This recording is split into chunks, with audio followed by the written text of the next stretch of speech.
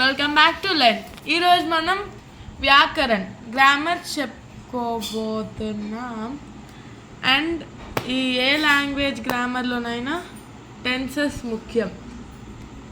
కాలము, ఇంగ్లీష్లో అయితే టెన్సెస్, తెలుగులో కాలము, ఇంకా హిందీలో కాలని అంటారు. దేంట్లో అయినా త్రీ టైప్స్ ఆఫ్ టెన్సెస్ ఉంటాయి. సో ఫస్ట్ వర్తమాన్ కాల్, భూత్ కాల్, భవిష్యత్ కాల్. వర్తమాన్ కాల్ అంటే ప్రెజెంట్ టెన్స్, భూత్ కాల్ అంటే పాస్ట్ టెన్స్, భవిష్యత్ కాల్ అంటే ఫ్యూచర్ టెన్స్. వర్తమాన్ కాల్ అంటే ఇప్పుడు జరుగుతుంది, అంటే ఇప్పుడు మనం చేస్తున్న పని. ఇప్పుడు నేను మీకు ఎక్స్ప్లెయిన్ చేస్తున్నా, అది వర్తమాన్ కాల్ అంటే ప్రెజెంట్ టెన్స్లో ఉంది. ఆల్రెడీ మీకు ఎక్స్ప్లెయిన్ చేస్తా, అది పాస్ట్ టెన్స్.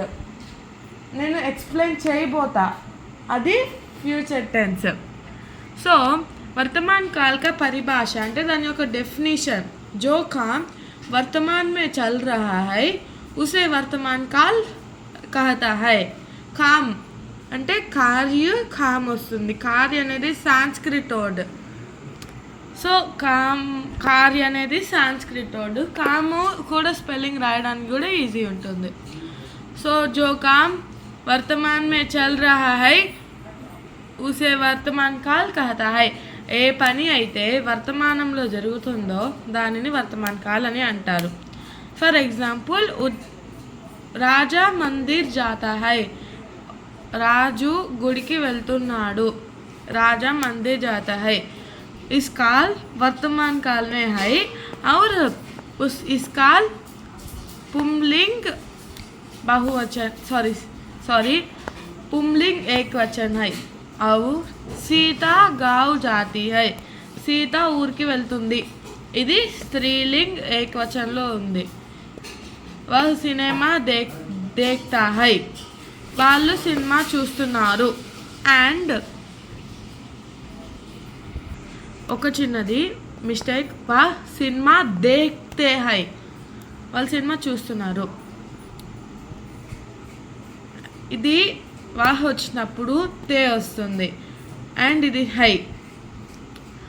ఇది వచ్చేసి పురుష్లింగ్ బహువచనంలో ఉంది. హమ్ పరీక్ష లిఖతే హై, మనం పరీక్ష రాస్తున్నాం, ఇది పురుష్లింగ్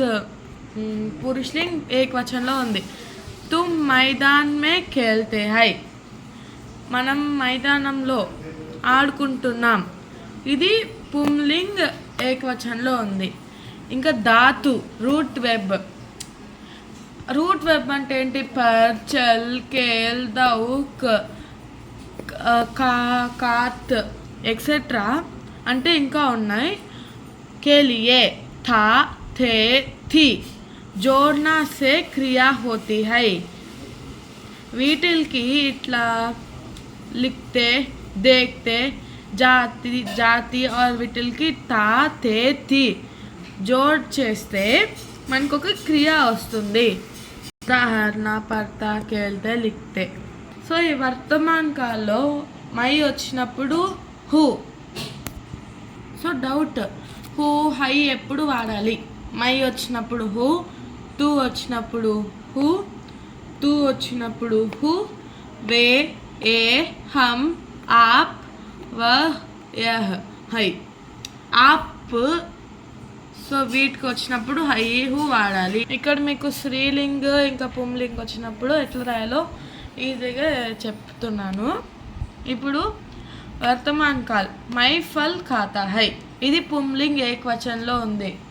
మై ఫల్ ఖాతీ హై, ఇది జస్ట్ మై అనేది నేను ఒకదాన్ని కాబట్టి ఏకవచనే కాబట్టి ఖాతా, ఖాతీ. ఖాతా అంటే పుంలింగ్, ఖాతీ అంటే స్త్రీలింగ్. ఓకే. తుమ్ ఫల్ ఖాతే హై, పుంలింగ్ బహువచనంలో ఉంది.